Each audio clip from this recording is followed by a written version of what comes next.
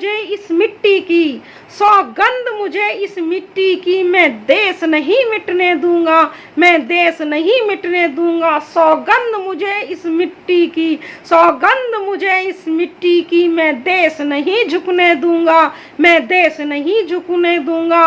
वो लूट रहे हैं सपनों को, वो लूट रहे हैं सपने को, मैं चैन से कैसे सो जाऊं। वो लूट रहे हैं सपनों को, मैं चैन से कैसे सो जाऊं। वो बेच रहे हैं भारत को, वो बेच रहे हैं भारत को, खामोश मैं कैसे रह जाऊं। वो बेच रहे हैं भारत को, खामोश मैं कैसे रह जाऊं। मैंने कसम उठाई है, मैंने कसम उठाई है, मैं देश नहीं बिकने दूंगा, मैं देश नहीं बिकने दूंगा। साथियों, मेरे इन लाइनों के बोलने से पहले भी आपने ये कविता या इन कविताओं की इन लाइनों को आपने, जो भारतीय जनता पार्टी के प्रधानमंत्री हैं, मैं भारतीय जनता पार्टी के प्रधानमंत्री इसलिए कह रही हूँ क्योंकि वो भारत देश के कम प्रधानमंत्री हैं, वो भारतीय जनता पार्टी के ज़्यादा प्रधानमंत्री हैं, नरेंद्र मोदी। नरेंद्र मोदी जी से आपने ये बहुत बड़े बड़े मंचों से आपने सुना होगा। इन्होंने जब ये सत्ता में आए थे तो इन्होंने बहुत जगह कई मंचों से इसी कविता का पाठ करके लोगों को संबोधित किया था, लोगों का संबोधन किया था, यानी लोगों को ये कविता सुनाई थी कि सौगंध मुझे इस मिट्टी की, सौगंध मुझे इस मिट्टी की, मैं देश नहीं बिकने दूंगा, मैं देश नहीं बिकने दूंगा। तो साथियों, मेरा ये कहना है कि इस कविता की आड़ में ही, इस कविता की आड़ में ही अब जब ये केंद्र में जितनी भी सरकारें रही हैं, भारतवर्ष के केंद्र में जितनी सरकारें रही हैं, जिन्होंने केंद्र में सत्ता जिन्होंने हासिल करी है, जिन्होंने भारतवर्ष को चलाया है, जिन सरकारों ने, उन सरकारों ने ऐसी कविताओं की आड़ में अब तक भारतवर्ष को 50% बेच दिया है। यानी भारतवर्ष को अपने हाथों से 50% बेच चुके हैं। अब मैं आपको ऐसा कानून बताती हूँ जिस कानून के तहत इन्होंने भारतवर्ष को बेच दिया है।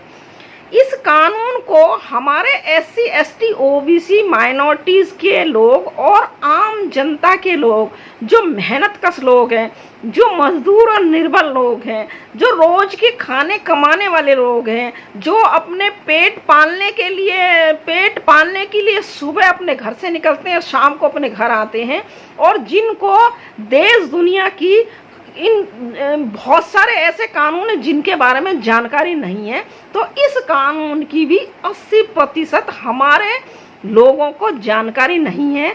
लेकिन अगर किसी को है तो ये बहुत अच्छी बात है। अब मैं उस कानून के बारे में बताती हूँ कि FCRA ये कानून श्रीमती इंदिरा के समय में सन 1976 में, जब भारतवर्ष में आपातकाल की स्थिति थी, तब ये कानून लागू हुआ था। सन 1976 में जब ये कानून लागू हुआ था सन 1976 में, तो इस कानून की रूपरेखा थी कि भारतवर्ष में जितनी भी राजनीतिक पार्टियां हैं या भारतवर्ष में जितने भी राजनीतिक दल हैं, वो सारे दल या वो सब पार्टियां, और जितने भी भारतवर्ष में जज हैं, और जितने भी भारतवर्ष में पत्रकार हैं, जितने भी भारतवर्ष में अखबार के मालिक हैं जो अखबार निकाल रहे हैं, उनके प्रकाशक, मुद्रक और स्वामी, वो MP MLA और जो प्रत्याशी चुनाव लड़ रहे हैं, वो ये सारे लोग विदेशों से चंदा नहीं ले सकते, विदेशी कंपनियों से अपने लिए फंडिंग नहीं करा सकते, यानी विदेशी कंपनियों से पैसा नहीं ला सकते। ये एक ऐसा कानून बनाया था FCRA foreign contribution regulation act, ये इसकी फुल फॉर्म है। तो ये उसकी तब ये बनाया था। अब इस कानून की आड़ में क्या खेल खेला है भारत सरकारों ने, जो केंद्र में सरकारें रही हैं, भी 24 मार्च 2016 को दिल्ली हाई कोर्ट ने एक आदेश पारित करा, एक जनहित याचिका दाखिल की गई। जनहित याचिका की गई भारतीय जनता पार्टी और कांग्रेस पार्टी के खिलाफ जनहित याचिका दाखिल की गई कि इन दोनों पार्टियों ने एक जो वेदांता कंपनी है जो लंदन में रजिस्टर्ड है, उसके अंतर्गत जो और 3 कंपनियां यानी उसकी सब्सिडियरी कंपनी जो हैं, उनसे इन्होंने इनको फंडिंग की गई है। उन कंपनियों के अंतर्गत उन कंपनियों ने इन दोनों पार्टियों को, कांग्रेस पार्टी को और भारतीय जनता पार्टी को, यानी कुल मिला के इन्होंने जो वेदांता कंपनी के मालिक है अनिल अग्रवाल, उसके अंतर्गत वेदांता कंपनी के अंतर्गत जो और कंपनियां 3 हैं, उनसे इनको फंडिंग की गई, यानी इन्होंने विदेशी पैसा लिया। और विदेशी पैसा लिया तो इन्होंने जो सन 1976 में FCRA कानून बना था उसका उल्लंघन करा तो इन्हें सजा मिलनी चाहिए। उसके उल्लंघन के लिए 5 साल सजा का प्रावधान है। तो हाई कोर्ट ने इनके खिलाफ, दोनों पार्टियों के खिलाफ ये आरोपित मानते हुए कि इन्होंने सन 1976 के FCRA कानून का उल्लंघन करा है और ये आरोपित है। और इनको ये आदेश दिया गया हाई कोर्ट ने कि इलेक्शन कमीशन और भारत सरकार को ये फाइल आपने आदेश भेजा कि इन पार्टियों के खिलाफ, इन यानी कांग्रेस पार्टी के खिलाफ और भारतीय जनता पार्टी के खिलाफ 6 महीने के बीच में एक्शन लेना है। लेकिन जब 2016 से ये फाइल आ गई तो इलेक्शन कमीशन ने अपना कंधों से ये भार उतार दिया और उन्होंने ये कहा कि इन दोनों पार्टियों के खिलाफ जो एक्शन लेगा वो गृह मंत्रालय लेगा। तो गृह मंत्रालय भी भारत सरकार का ही एक अंग है, भारत सरकार का ही एक वो है, भारत सरकार के अंतर्गत ही आता है गृह मंत्रालय। तो ये फाइल यानी ये आदेश जो दिल्ली हाई कोर्ट से आया और ये जो फाइल थी ये मंत्रालय में 2 साल तक पेंडिंग पड़ी रही, इस पर कोई कार्रवाई नहीं हुई। लेकिन फिर भी इन्होंने, कांग्रेस पार्टी ने और भारतीय जनता पार्टी ने सुप्रीम कोर्ट में अपनी अपील दाखिल कर दी। अब इन्होंने एक सन 2016 में फाइनेंस मिनिस्टर ने फाइनेंस बिल पास करा और उस फाइनेंस बिल के साथ में FCRA में भी सिमिलर एक संशोधन किया। और वो संशोधन ये करा कि जो दल या जो राजनीतिक दल या जो भी हैं जिन्होंने 2010 के बाद में इनको विदेशी फंडिंग की गई है, विदेशी कंपनियों ने पैसा दिया गया है, विदेशी ये चंदा लाए हैं, वो सब लीगल है। 2010 के बाद वो सब लीगल है और उसको लीगलाइज कर दिया गया। लेकिन जब इन्हें होश आया कि ये तो 2010 से ही लीगल हुआ है और जब इन्हें ये पता चला कि हमारे राजनीतिक दलों ने तो 2010 से पहले भी विदेशी फंडिंग हुई है, 2010 से पहले भी हमें विदेशी चंदा मिले हैं, विदेशी कंपनियों ने, अज्ञात कंपनियों ने हमें चुनाव लड़वाए हैं और हमें, तो फिर जब 13 मार्च 2018 को फिर इस एक्ट में एक अमेंडमेंट किया गया, यानी जब 13 मार्च 2018 को फाइनेंस मिनिस्टर अरुण जेटली ने फाइनेंस बिल पास करा तो उस फाइनेंस बिल के साथ में 218 अमेंडेड बिल यानी 218 संशोधन बिल पास किए गए और 2 बिल और पास किए गए। और जो ये 218 संशोधित बिल, 218 जो अमेंडेड बिल थे, ये जो भारत सरकार के विभाग हैं, 99 विभाग हैं, उनमें अलग अलग लागू होने थे। लेकिन यहाँ मैं आपको सिर्फ एक अमेंडेड बिल के बारे में, जो FCRA की बात मैं कर रही हूँ, उसके बारे में मैं आपको बताती हूँ। उसमें इन्होंने, उस अमेंडमेंट में इन्होंने विदेशी फंडिंग की, विदेशी कंपनियों की परिभाषा ही इन्होंने बदल दी और वो FCRA की जो परिभाषा थी उसको ही बदल के रख दिया। और उसमें ये कहा गया कि जो कंपनियां, जिन कंपनियों में 50% और 50% से ज़्यादा भारतीय कंपनियों के शेयर हैं, यानी 50% है और 50% से ज्यादा, वो 51% भी हो सकते हैं, 52% भी हो सकते हैं वो। और अगर उन्हीं कंपनियों में 49% विदेशी कंपनियों के शेयर हैं तो वो कंपनी विदेशी नहीं मानी जाएगी। वो कंपनी जो है भारतीय पार्टी, जो भारतीय राजनीतिक दल हैं उनको फंडिंग कर सकती है, उनको फंड दे सकती है। वो लीगल कर दिया, वो इलीगल नहीं है। और ये लीगल कर दिया। और इसको इन्होंने तुरंत, यानी उसका वर्ड है रेट्रोस्पेक्टिवली इन्होंने लागू करा। रेट्रोस्पेक्टिवली का मतलब है कि पूर्व में, यानी पास्ट में, भूतकाल में भी आपने जो सुविधाएं ली हैं, आपकी कंपनियों, आपकी पार्टियों को, आपके दलों को जो विदेशी फंडिंग मिला है, विदेशी फंडिंग हुई है, विदेशी चंदा मिला है, वो सब लीगल कर दिया। यानी आपने 100 साल के या 42 साल के 50 साल के कानून को तुरंत आपने बदल दिया, क्योंकि ऐसी शक्तियां आपको प्राप्त थी। अब क्यों ऐसा इन्होंने ऐसा क्यों करा? वो इसलिए करा क्योंकि इनके राजनीतिक दलों को बहुत शुरू से ही विदेशी कंपनियां फंडिंग करती जा रही थी। विदेशी कंपनियां अपना पैसा लगा रही थी, इनको चुनाव लड़ा रही थी, इनको सत्ता में ला रही थी।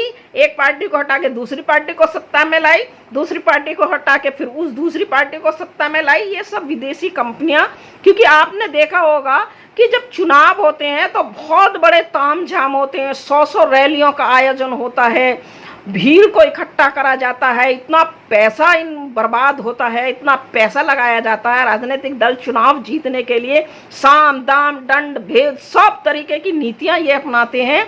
हवाई जहाज़ों को, हेलीकॉप्टरों को किराए पे लिया जाता है, बसों को किराए पे लिया जाता है, रेलवे विभाग में से रेलवे ट्रेनों को किराए पे लिया जाता है। तो ये सारा जो पैसे की जो फंडिंग होती है, ये सब विदेश से होती है। और इनको सबको इन्होंने लीगल कर लिया। अब इन्होंने उसी अमेंडमेंट में कि कोई भी अज्ञात कंपनी किसी भी राजनीतिक दल को कितना ही भी पैसा दे सकती है, वो अपना सारा पैसा दे सकती है, उसका ब्यौरा देने की कोई ज़रूरत नहीं है, ये लीगल कर लिया। किस दल को दे रही है ये बताने की ज़रूरत नहीं है, ये लीगल कर लिया। वो कंपनी अपनी बैलेंस शीट में उस पैसे का ब्यौरा ना रखे, ये लीगल कर लिया गया। यानी सारी चीज़ें वो इन्होंने अपने फ़ायदे के लिए सारी चीज़ें वो एक्ट में अमेंडमेंट करके, संशोधन करके सब लीगल कर लिया।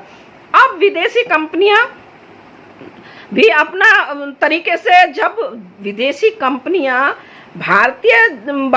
जब यहाँ भारतीय राजनीतिक दलों को जो चुनाव में पैसा देंगी, जो अरबों खरबों पैसा लगाएंगी, तो वो विदेशी कंपनियां जब जिस भी दल पे पैसा लगाती हैं और जिस दल की सत्ता बन जाती है, वो ही विदेशी कंपनियां उस दल के जो सत्ता बनती है, उस दल को, उन कंपनियों के इर्द गिर्द ही नीति तैयार की जाती हैं।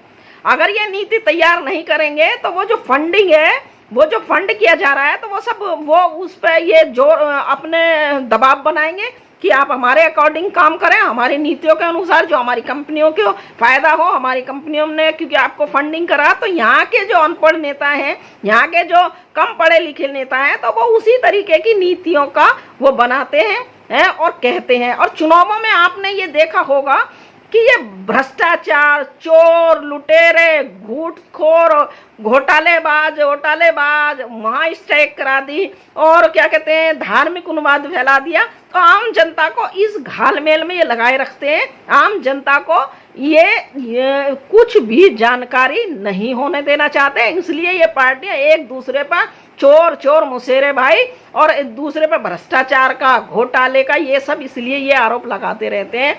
और विदेशी कंपनियों के जो भी सत्ता आती है, विदेशी कंपनियों को उनको मद्देनजर रखते हुए उन्हीं के अकॉर्डिंग वो नीतियां तैयार की जाती हैं। जैसे कि मैं आपको एक एग्जांपल दे दूं, जैसे इस एक्ट में जो परिवर्तन किया वो ऐसे कि मैंने चोरी करी, मैं चोर हूं और चोरी करना अपराध है। चोरी करना अपराध है। अब से 50 साल पहले से, 100 साल पहले से अपराध है कि जो चोरी करेगा उसे सजा दी जाएगी, उसको जेल में जाना पड़ेगा, उसके खिलाफ कार्रवाई की जाएगी। लेकिन जब मेरी अदालत फाइल में मेरी जो अदालत जो है चली, अदालत में मेरी फाइल चली और मैं जब गिल्टी पाई गई, जब मैं अपराधी पाई गई, जब मुझे सजा का प्रावधान होने वाला, तो मेरे पास एक ऐसी शक्ति है कि मैं उस शक्ति या उस पावर को मैं उस कानून को बदलने में इस्तेमाल कर सकती हूँ। यानी वो कानून जिसको चोरी वाले कानून में मैं संशोधन कर सकती हूँ, उसे बदल सकती हूँ। तो मैंने वो कानून की मैं अपनी सजा से बच जाऊं, तो मैंने अपनी शक्ति का प्रयोग करके उस कानून को मैं अमेंडमेंट कर दिया, संशोधन कर दिया और ये कहा कि भाई ये जो चोरियां 100 साल से जो चोरी होती आ रही है ना, ये चोरी करना अपराध नहीं है और ना उन्होंने कोई अपराध करा है, ये सब लीगल है और मैं लीगल है और आगे भी जो लोग चोरियां करेंगे वो भी सब लीगल है। ये कोई अपराध नहीं है, ये कोई कानून का उल्लंघन नहीं है और ये लीगलाइज है। तो मैंने अपने आप को सजा से बचने के लिए मैंने ये जो 100 साल पहला या 40 साल पहला या 42 साल पहला जो कानून था वो मैंने अपनी शक्ति के अनुसार बदल दिया। यही अमेंडमेंट इन्होंने अपनी दोनों कांग्रेस और भारतीय जनता पार्टी ने अपने आप को सजा से बचने के लिए ये कानून में जो 13 मार्च 2018 को जो अमेंडमेंट किया वो ये इसी वजह से करा। ये साफ साफ बच गए। अब भारतवर्ष को इन्हें बेचने की बारी आ जाती है, सरकार सत्ता में आ जाती है, कंपनियां पैसा लगाएंगी, जो अरबों खरबों पैसा लगाएंगी, वो तो सब आपके अनुसार अपने अनुसार काम करवाएंगी और इनको करना पड़ेगा, इनको मजबूरी करना पड़ेगा, उन्हीं की नीति के अनुसार काम करना पड़ेगा, वरना वो कंपनी इन्हें दबोच देंगी जो अरबों खरबों के पैसा जो लगा रही हैं विदेशी कंपनियां।